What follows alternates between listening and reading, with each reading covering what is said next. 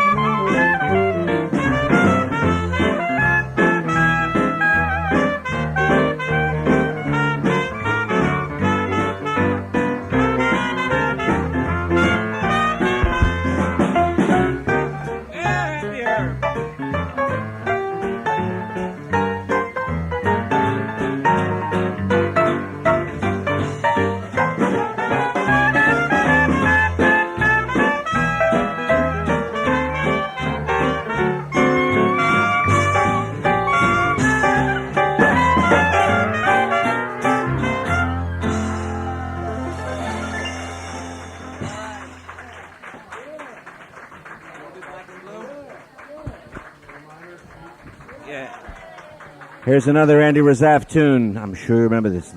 With the book with the same title.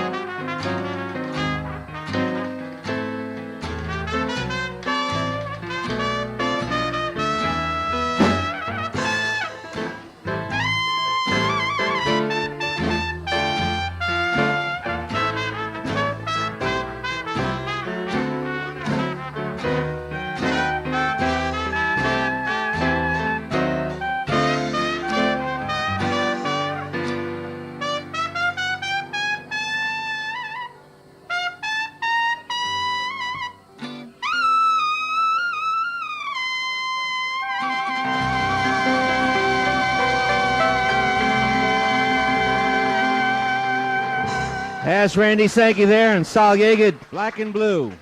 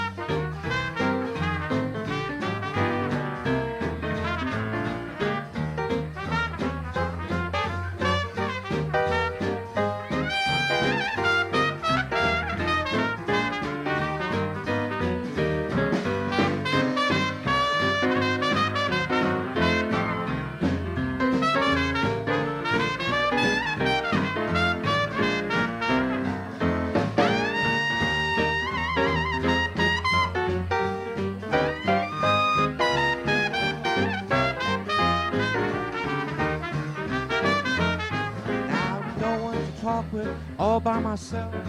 No one to walk with, but I'm happy on the show. Ain't misbehaving, saving my love for you. I know for certain one I love. I'm through with flirting, it's just you I'm thinking of. And misbehaving, saving all my love for you. Like Jackie Horner, in the corner, don't go nowhere, what do I care? Your kisses are worth waiting for, believe me. Don't go out late, don't care to go. I'm home about 8, just me and my radio. And misbehaving, saving my love for you.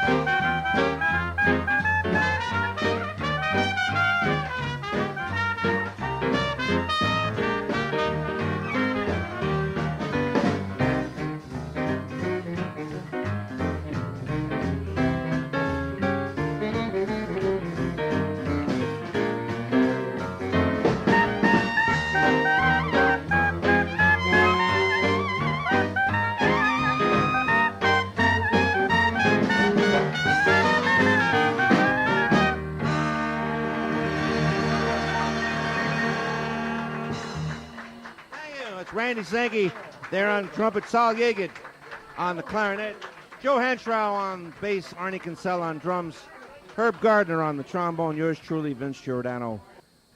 Once upon a time, there was a really big building and the little bookstore that opened in it. Chartwell Booksellers was entirely the idea of one man, Richard Fisher. Richard was a very unusual real estate developer. He had a master's degree in English literature from the University of Pennsylvania, and he loved books and bookstores. Richard's family business was Fisher Brothers Management Realty, which built a great number of the buildings here on Park Avenue all around us in the 1950s and 60s. When I met Richard in 1981, he had just begun to run Fisher Brothers together with his brother Tony after their father's passing, and they were in the processes of putting up this building, Park Avenue Plaza. And Richard had decided that he wanted a bookstore in here. And as I understand it, he talked to the great bookstores of the neighborhood at the time, Scribner's, Doubleday, Rizzoli, about maybe opening a branch here, but finally decided to do it himself, but wasn't exactly sure how to do it. And we were introduced socially. And Richard at one point said to me, well, what would your dream bookstore look like? And I basically described that. A small, intimate place, an oasis, all wood bookcases, all hardcover books, like an English gentleman's library, like the great bookshops of London. I mean, who wouldn't describe that? That's everyone's dream. And Richard looked at me and said, if you can give me a 5-year business plan and a construction budget that I'll like, we'll back you. And I did, and he did, and here we are 25 years later. It's a source of great sadness to me that Richard did not live to see this anniversary. He died last year of cancer. Richard loved that store, and he gave it life, and he kept it alive, and I will be grateful to him for that forever. My name is Barry Singer, and Chartwell and I opened our little glass door on the morning of April 11, 1983, at about 9:30 a.m. And a week or so later, once we'd sold a few books and had some money in the till, we threw ourselves a big champagne reception on the evening of April 20th, inaugurating a long-standing tradition of champagne indulgence here at Chartwell. I'm not sure that he's here. I know he was supposed to come, but I couldn't see him in the audience. The architect who designed Chartwell, Lawrence Merritt, but we can salute him anyway. Larry's vision for the store, I think, has really, yes, it's really stood the test of time. The first reading we ever held at Chartwell was on November 29, 1983. The author was Mark Halperin, reading from his first novel, A Winter's Tale. We held the reading inside the store with chairs running down the middle aisle, and I think about 40 people came. It was a full house, and I still believe that A Winter's Tale is the finest book that I've ever had the privilege of selling here at Chartwell. I'm absolutely thrilled that Mark Halperin has come all the way up to New York City from his home in Virginia to celebrate that evening and this occasion with us tonight. Mark. just like to mention that on the way I passed a big sign on the CNN building which said, Larry King Live. And that has nothing to do with the format of his show. Rather, it's a massive public relations effort to announce to the people who watch it that he's still living. The same thing with Willie Nelson when he performed. You know, Willie Nelson Live, it just means that he's alive still. Today I've been in 7 states, and I'm not even running for president, and I'm not bitter. Although, as a writer, I guess at the very least I'm supposed to pretend that I'm bitter, but I'm not, which is good, because we are here tonight to celebrate the survival and the contribution of Chartwell Booksellers. Let me begin by saying that merchants, since the dawn of time, actually since Sinbad the Sailor, have been insufficiently honored and poorly portrayed in literature and popular culture, from The Merchant of Venice, through Scrooge, through even in Western movies, you know that when the bad guy comes into town, the merchants suddenly are castrated. They run away. They won't even defend what they cherish. They allow Brad Pitt to defend it. And they simply can't do that because they're merchants. They can't defend, much less make a contribution, heroic or otherwise, to civilization. But I know that this is not so, even just on a personal level, because of my own family, who were merchants way back. And my grandfather, who was had a dry goods store in the West when it was still, before there were states in a large part of it, when there were territories, carried a 6-gun and thought really nothing of it. And his brother-in-law, my great-uncle Red Wrestle, also a timid merchant, was also a cavalryman under Pershing and chased Pancho Villa into Mexico. Didn't catch him. And then the rest of my family, many of them, 32 in fact, served in the wars of the 20th century, which made the Iliad by comparison look pale. And when they came home, they went to their glass doors and they flipped the sign that said, open. The risk, the failure rate of any new small enterprise, the work, the investment required to begin such a thing, all demand immense courage and skill. And if you think not, try to keep a bookstore alive for 25 years, especially one of this nature. This is especially so in an industry led into decline by a culture that is itself in decline. Bookselling is challenged by an educational system that produces fewer and fewer readers, dramatically so, about the same rate as the death of the newspaper. It's challenged by coarsened and sensationalized discourse, and by the death of the former publishing ethos, and by the rationalization of book commerce. Just to give you an example, the first editor that I ever went to see, about 45 years ago, was a woman at Harper & Row in whose office there was a fire burning. The office wasn't on fire, there was actually a fireplace. And she received me for about an hour and talked in great detail to me about the stories that I had written, and treated me quite royally. I was 16 years old. I had walked in off the street. The last editor that I went to see, not my own, was in a cubicle in a skyscraper where the windows didn't open, and she was very, very bothered. I had the impression that she was trying her best to stay alive in her job by finding something that would appeal to the lowest common denominator. And she was quite upset because her computer screen had frozen with pop-ups for penis enlargement ads. And as she said, quote, "I don't even have a penis." End quote. The business has become so savage, really, if you're in it, you know this, that I think a good example, a good illustration of this is something that happened between Len Ridgeo, who was who ran Barnes & Noble, and an author who shall be nameless, on a television show about 10 years ago, when a group of writers got together to appear with him to challenge him because he was selling books en masse. and they didn't like the model. They liked instead the independent bookstore model, and they made the mistake of walking into the jaws of a major shark. And what he did was he argued with them, but he didn't want to have to do that ever again, I think.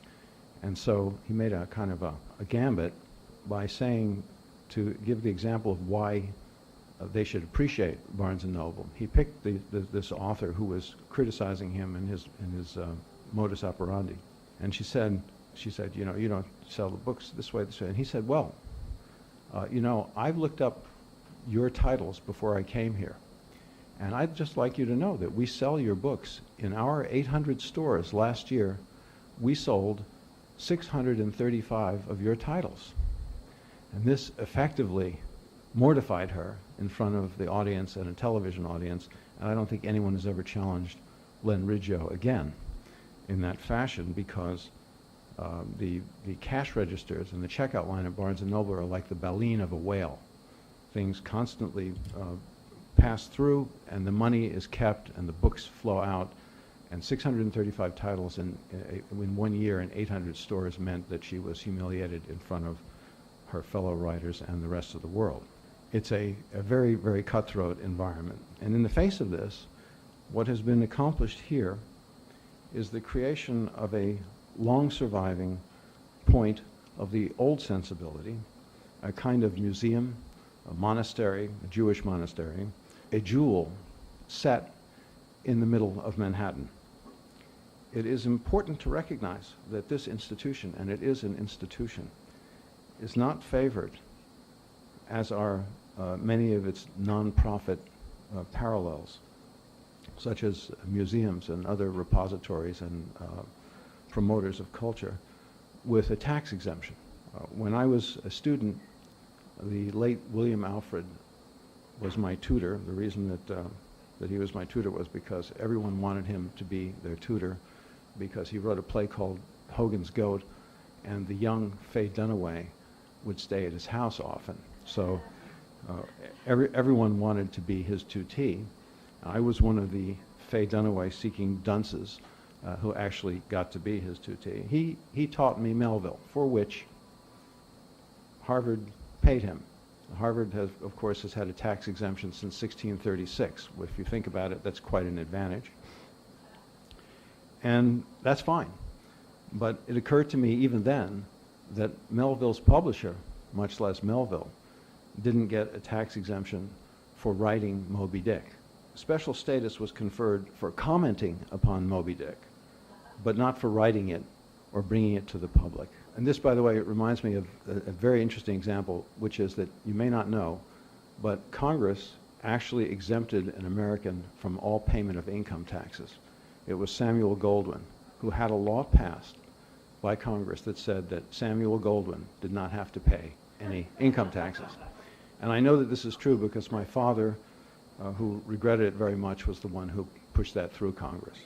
But anyway, while swimming in a very dangerous sea, thus weighted with taxation and the death of an industry around it, what has Chartwell done? Let me unfold for you the image that I see whenever I receive from Chartwell an announcement, a flyer, a catalog, a Churchill Books catalog, or any sort of thing of that nature.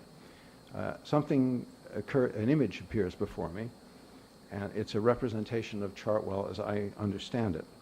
This is what it is, essentially. First, consider that New York is laid out in a more or less unrelieved grid, as we all know, from which there are several types of relief. The first is the one of long magnificence. In other words, you look down an avenue or a river, and you see in the distance perhaps the sea, but anyway, a long distance, the compression of many images and activities going on, and this makes a kind of depth and complexity which relieves the unfortunate grid pattern. Secondly, there's vertigo, which is the same thing, only it's up and down. So you have you're either looking down or you're looking up, and you have immense depth added to this depth in distance. And the third is sort of an infinite complexity, a Russian doll effect of packages within packages within packages, never ending, You turn and you find one thing, and then inside it is another thing and another thing and another thing. And part of that is this store. This store acts as a kind of a magnet in a cyclotron, accelerating this process, which I will explain in a second. Imagine that you were on a bridge, and from bridges around Manhattan, you get the best views of Manhattan. But there you are, elevated up above the river, and you're looking at the city. The next thing, as in a dream or in a movie or in Google Earth, you float down and you follow the avenues. You look right down them and you fly. And it's still a grid pattern. But then you go down further and you slow down and you make a right on 52nd Street, which is a smaller street, and it's more confined, and you feel a little more sheltered. And then you come into the atrium of this building. It's sort of like the equivalent in a European city of winding streets or a park, or the unevenness that old cities have. You have shelter, your blood pressure goes down, your respiration slows, and it's quite a bit different from being on that grid where you have to walk fast like a Manhattanite. And then from the atrium, you go further into the depths. You're like, it's like Jules Verne's Journey to the Center of the Earth. You're exploring a more confined and fascinating corridor, which is this corridor where we are now. And then you look into the windows, and it's like looking into a Fabergé egg, or it's something from Alice in Wonderland. They're captivating in themselves. They're lighted. They take you further into the depth of things. And then you actually enter the store, which is a sort of Fabergé egg writ large. And in the store, there are thousands of books. And each book has a cover like a medieval miniature, which is a world unto itself. And medieval miniatures are quite magnificent in that if you look at them, you are drawn into them. You know, in the Divine Comedy, Dante has Odorisi da Gubbio saying about his rival Franco Bolognese, "Puri don le carte che pennaleggia Franco Bolognese." The miniatures that Franco Bolognese pens, lightly pens, smile more than my own, is what he was saying. There's tremendous power in that. It's like a stained glass window in a church. So you're in the store and you have all these worlds. You've come deeper and deeper and deeper, and then there are worlds. And then you can enter the books themselves, of which there are thousands. And they are constructed so that you sink further and further into the general plan of the book, to another place, another time. You go deeper with each phrase and its many possibilities. By now, you are so far and so many turns away from where you started that you are certainly almost in another world. Let's say that you pick up, for example, this book. It's called Ellis Island. Here's Lady Agnew in a portrait by Sargent. It's a different time, a different place, a different society. And you turn to a story in the book. It's called White Gardens. And it's about, this is what you read. It's about the funeral of 6 firemen who died in Brooklyn in the 70s. I will read just a part of it because the part that relates to what I'm saying. I usually don't read, and you'll see why, because I'm not an actor. But it was August. The stone church in Brooklyn, on one of the long avenues stretching to the sea, was full of firefighters, the press, uncharacteristically quiet city politicians in tropical suits, and the wives and children of the 6 men who, in the blink of an eye, had dropped together through the collapsing roof of a burning building deep into an all-consuming firestorm. This was written 30 years before September 11th. Everyone noticed that the wives of the firemen who had died looked exceptionally beautiful. With the golden hair of summer in dark print dresses, the young women, several of whom carried flowers, and the older, more matronly women who were less restrained because they understood better what was to become of them, all had a frightening, elevated quality that seemed to rule the parishioners and silence the politicians. The priest was tumbling over his own words, perhaps because he was young and too moved to be eloquent according to convention. They strained to understand but couldn't, and forgave him immediately. His voice was breaking, not because so many were in the church, for in the raw shadow of the event itself, their numbers were unimpressive. It wasn't that the mayor was in the crowd. The mayor had become just a man, and no one felt the power of his office. It may have been the heat. The city had been under siege for a week. Key West humidity and rains had swept across Brooklyn, never ending, trying to cover it with the sea. The sun was shining now, through a powerful white haze, and the heat inside the church was phenomenal and frightening, 95 degrees, like a boiler room. All the seasons have their mystery, and perhaps the mystery of summer is that it overwhelms with easy life. One of the wives glanced out a high window and saw white smoke billowing from a chimney. Even in this kind of weather, she thought, they have to turn on the furnaces to make hot water. The smoke rushed past the masonry as if the chimney were the stack of a ship. She had been to a fireman's funeral before, and she knew what it was going to be like when the flag-draped coffin was borne from the church and placed on the bed of a shiny new engine.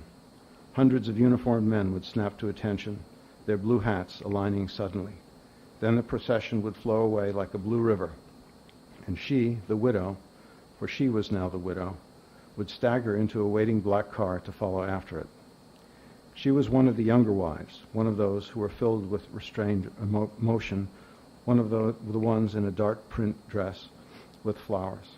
She was looking to the priest for direction, but he was coming apart, and as he did, she could not keep out of her mind the million things she was thinking, the things which came to her for no reason, just the way the priest had said, this is something that occurred before in the story, white gardens and repose of rivers, without explanation.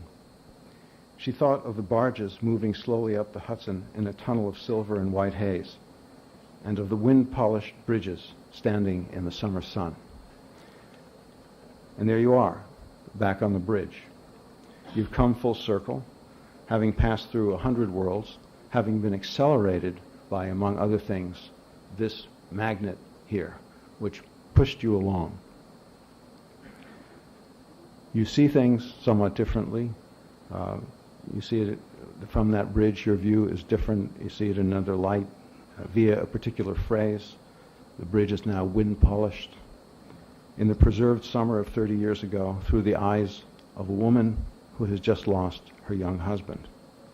This is a city that exists layer upon layer, and it has, peculiar to itself, a mechanism in service of its perception and in service of other things as well, which is, by the way, what I think of as literary New York, and not what Truman Capote may have said to Lillian Hellman in the elevator at Bergdorf Goodman, or to use the local idiom, Bergdorf Goodman.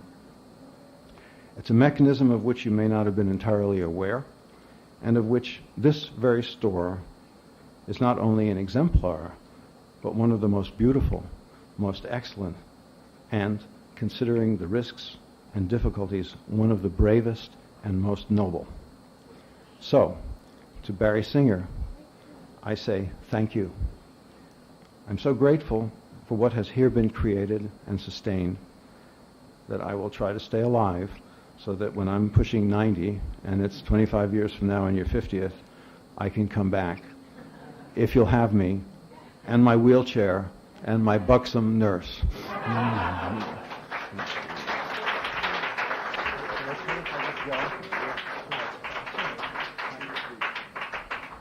I thought he was only going to read. That's fabulous.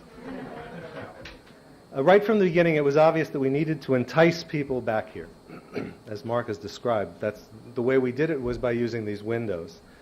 The Fishers had built all these wonderful freestanding windows that surround us here to the east.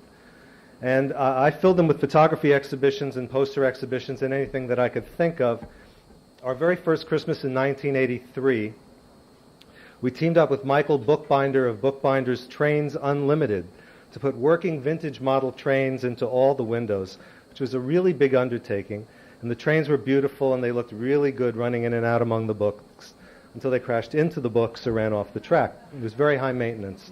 But Michael Bookbinder is here tonight, and I just wanted to acknowledge him. Thank you, Mike. The trains were gorgeous.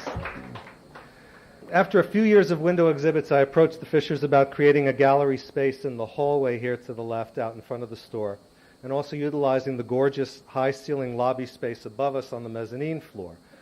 Once again, the Fishers, especially Tony Fisher, who was responsible for the day-to-day management of this building, said yes. I worked as much with Tony over the years as I did with Richard. If it was a creative idea that I wanted to run with here, it was Tony who always encouraged me to make it happen.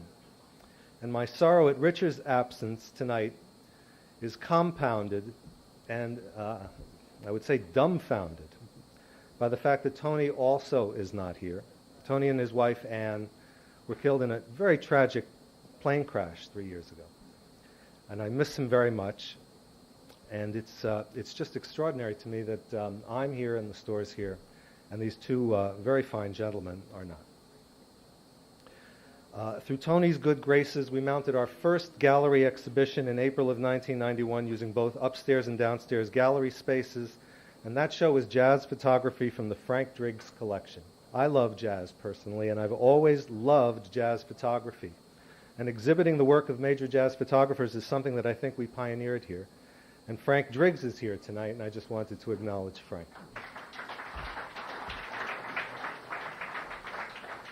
I think he split because the music was over, but we still want to acknowledge Frank. In September 1994, we exhibited the greatest jazz photographer of them all, the late William P. Gottlieb. It was a delight working with Bill. We got to know each other very well and became rather close friends. Bill's widow, Delia, is with us tonight, I think.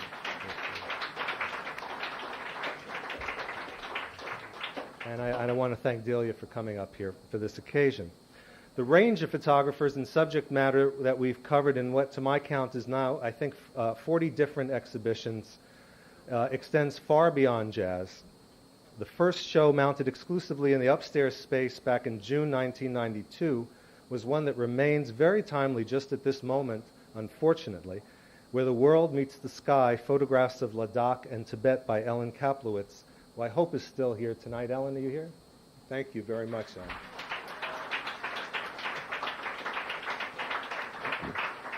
And I also want to acknowledge Claude Feronis. Claude, are you here still somewhere?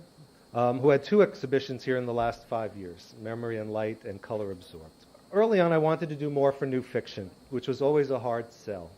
So in April 1986, we inaugurated a reading series, First Readings at Chartwell Booksellers. The idea was to pair a new novel or short story collection with a guest reader, an actor, or an actress. These evenings were often introduced by the authors themselves, and we had a ball. Our first guest reader was Elizabeth McGovern, reading In Country by Bobby Ann Mason. Judd Nelson, Kate Nelligan, Martin Sheen, Alec Baldwin, Judith Ivey. Many others read new work by Jeanette Winterson, Scott Spencer, Alice McDermott. How in God's name did we get these people, you ask? Well, it was because of really one person, a very good friend of mine, who knew them all because she was the top casting director in New York and remains that to this day. And I just want to say thank you, Meg Simon.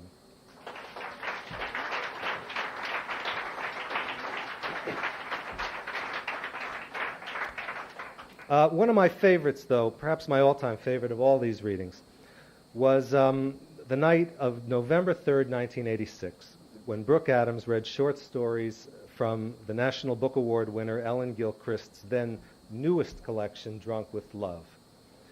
To my delight, Brooke has come all the way from across the country from California to reprise that evening for us, and here she is, ladies and gentlemen, Brooke Adams.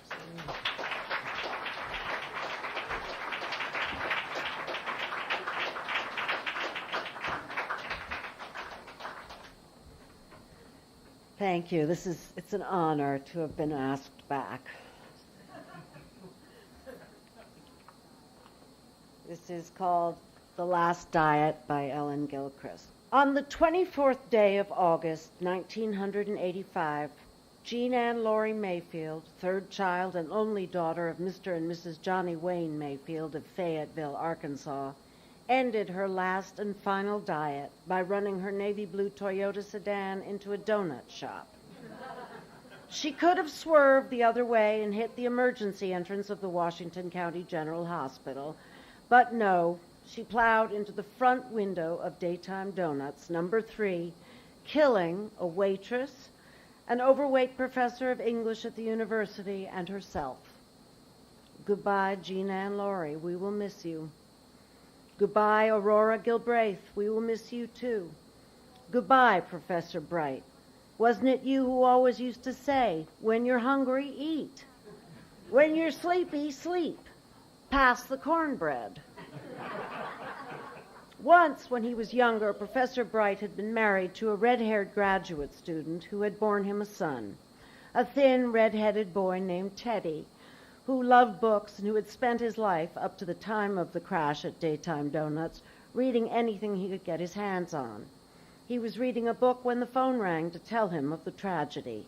He closed the book, laid it on a table, and hurried to the hospital to identify the body. The worst thing of all for Teddy Bright was that he knew everyone involved. He knew his father and lived down the street from him. He knew Aurora Gilbraith and had purchased donuts from her many a morning on his way to work. He knew Jean Ann Laurie and had been in the room with her many times, at restaurants around town or at Kinko's coffee place where she worked. Teddy even knew where Jean Ann Laurie lived. She lived across the street from the park in a small white house facing a castle built by a local sculptor with a National Endowment grant. It was a castle made of concrete and stone, of rocks and mussel shells, of old earrings and clay tiles with strange runes engraved on them. The castle was used as an example of how grant money is wasted on useless projects.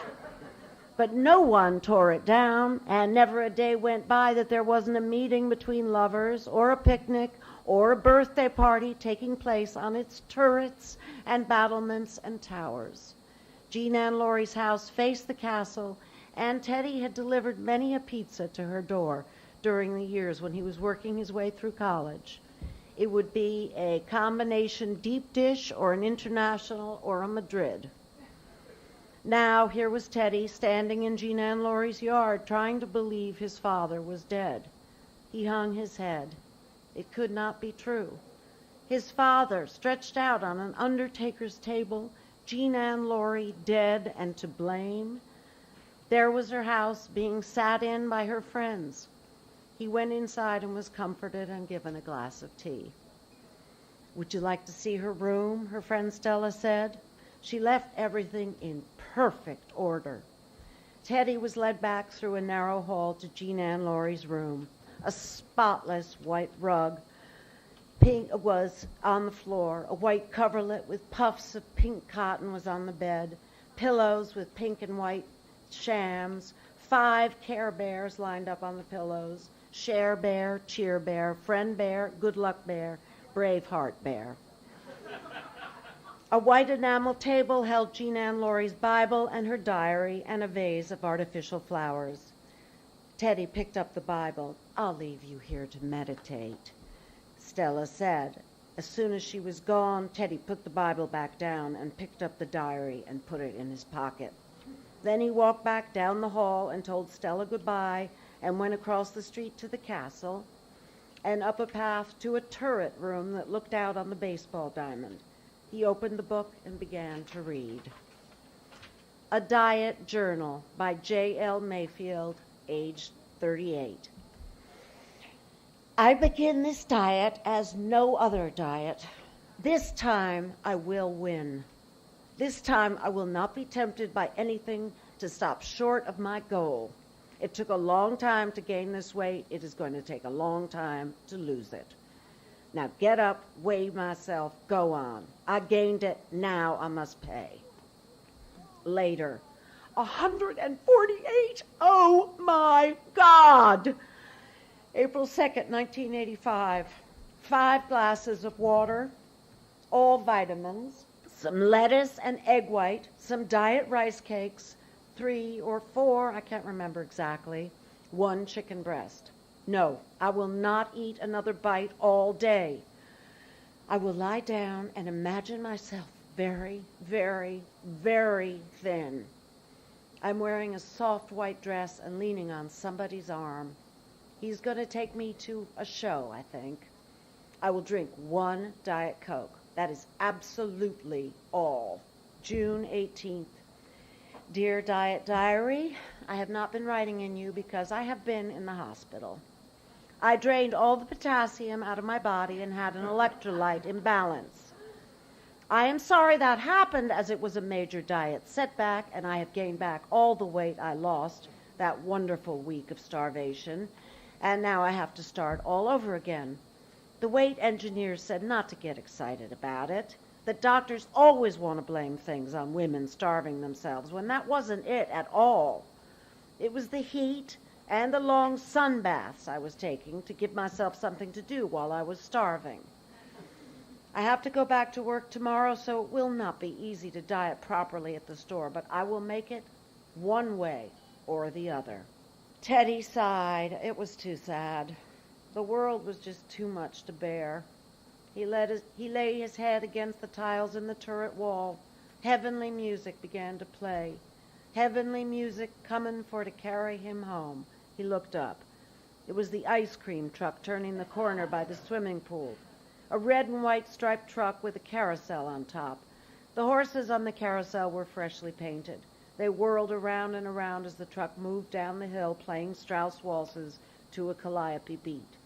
The children left the bridge and ran to the corner to watch it go by. Teddy went back to Jean Ann Laurie's diary. August 23rd. I have started a fast. For 14 hours, I have not had a thing to eat but water and 4 ounces of orange juice. 4 o'clock. Took one of the Demerols I saved when Mama was sick. 9:40. Good sleep.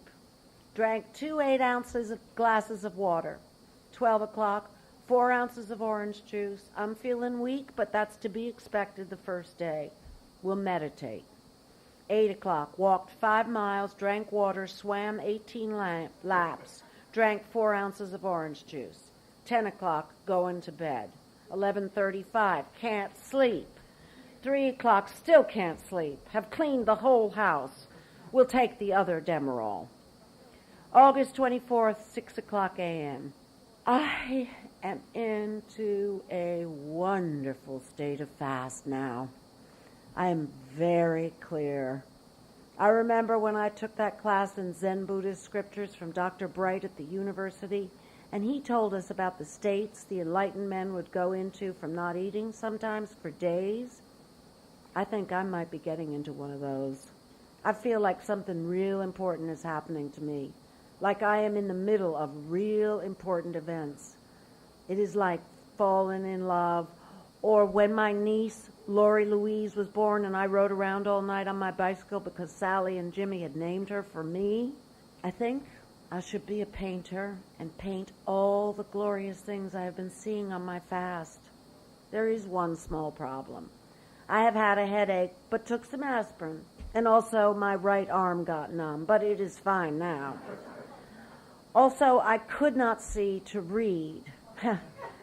The brain is a funny thing, and will have to adjust to this new state of affairs. 1:25, here I come. Idea. As soon as the stores open, I will go out to the mall and look at all the beautiful clothes I will be buying as soon as I am at goal.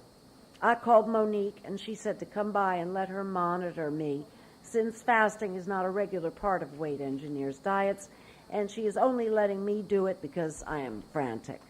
Well, sayonara for now. The rest of the pages were blank. Teddy closed the book.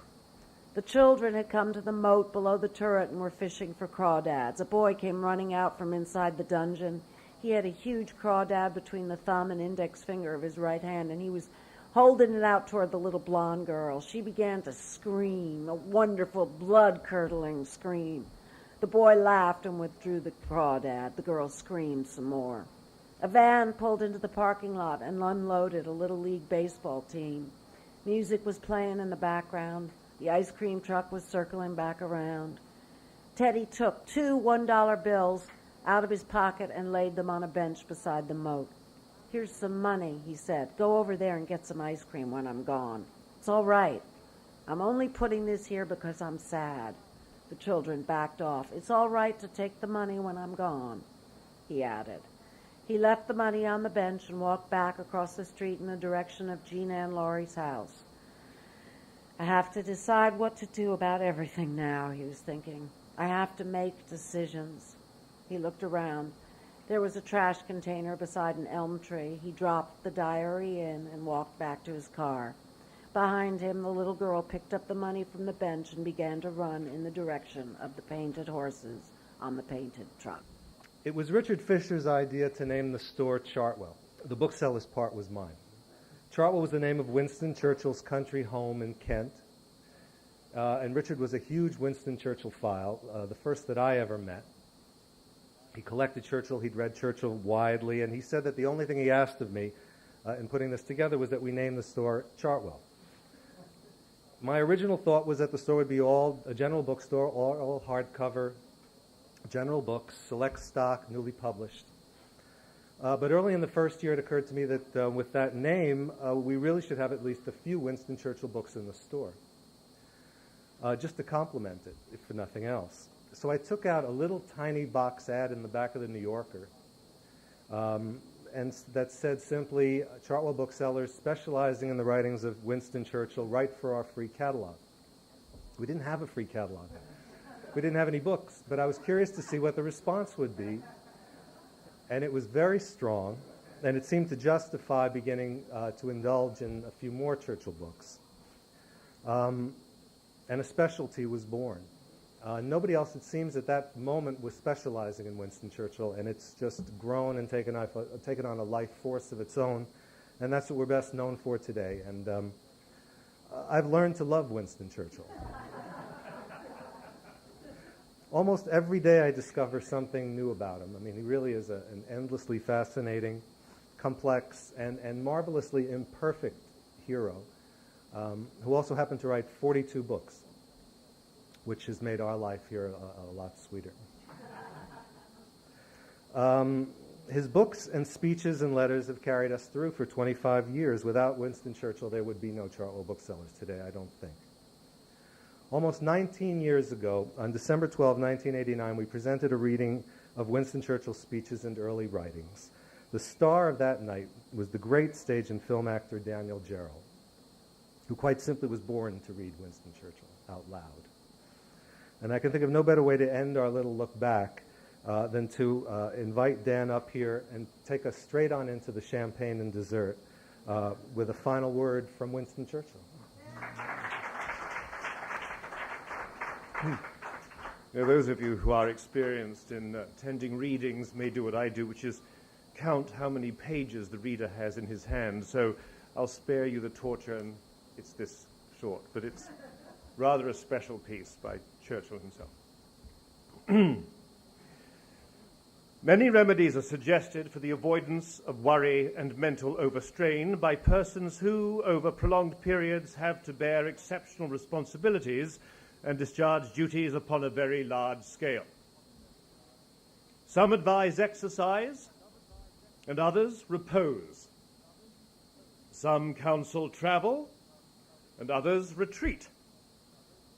Some praise solitude, and others gaiety. No doubt all these may play their part according to the individual temperament, but the element which is constant and common in all of them is change. Change is the master key. A man can wear out a particular part of his mind by continually using it and tiring it, just in the same way as he can wear out the elbows of his coat. There is, however, this difference between the living cells of the brain and inanimate articles. One cannot mend the frayed elbows of a coat by rubbing the sleeves or shoulders. But the tired parts of the mind can be rested and strengthened not merely by rest, but by using other parts.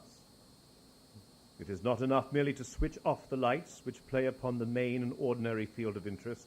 A new field of interest must be illuminated.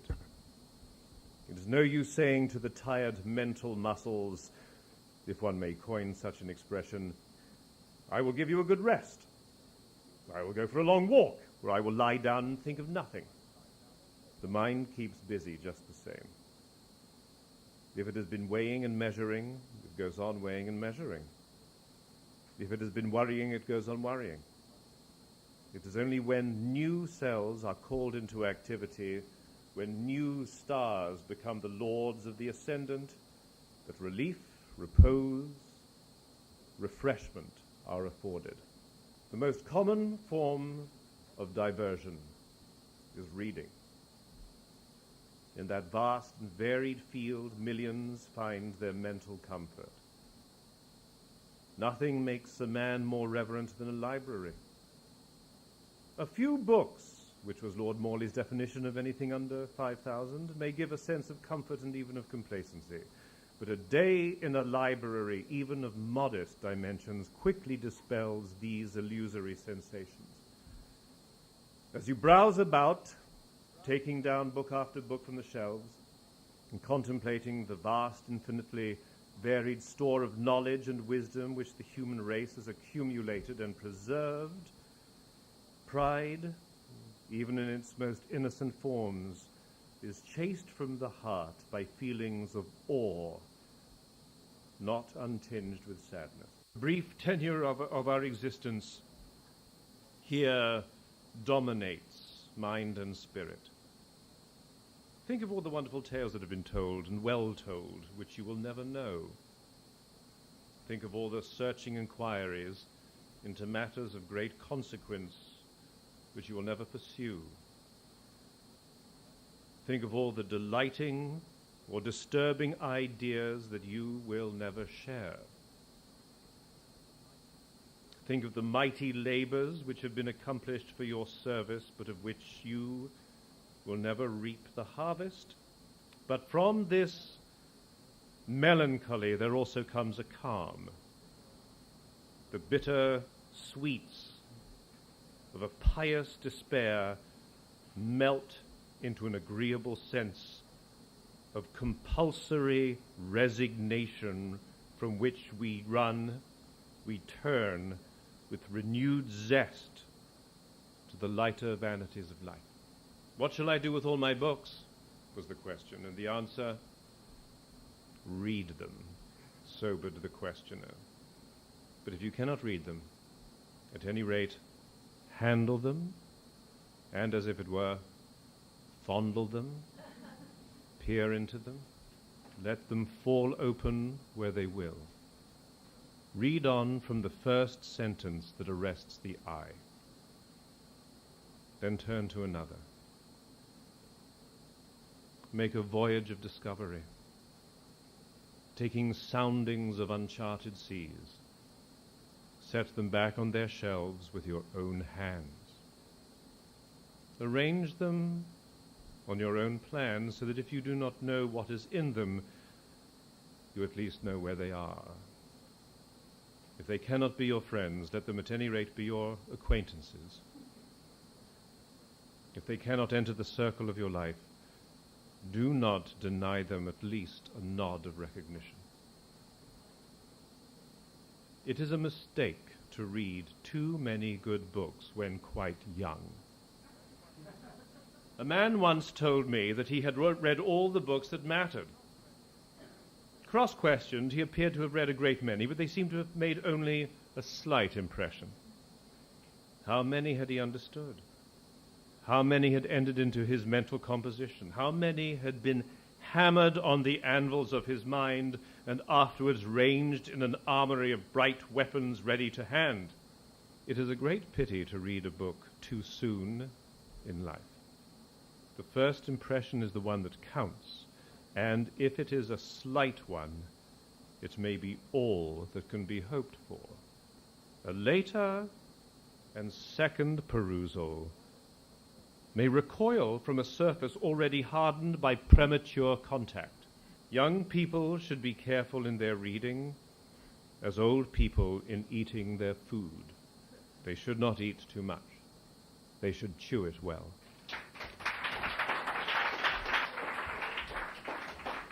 Thank you, Dan. Thank you, Winston Churchill. Everything that's been flashing up here tonight is the work of one man, and I just want to say thank you to Tom Smith, who has been the graphic designer for virtually everything that we've ever done here at Chartwell. Tom, just stand up and take a bow.